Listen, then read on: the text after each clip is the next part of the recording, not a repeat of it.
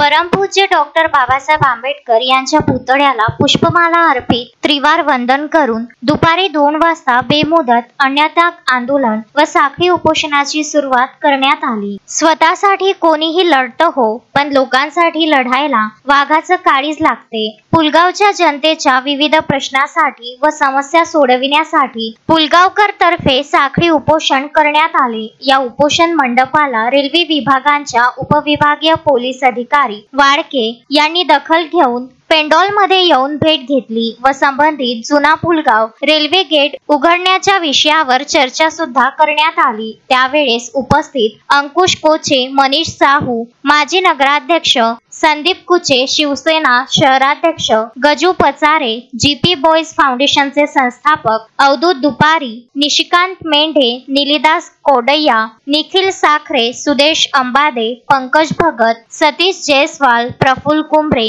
विनोद दुबे इत्यादी उपोषणकर्त्यांचा समावेश होता। अश्विन शहा, विदर्भ न्यूज, पुलगाव।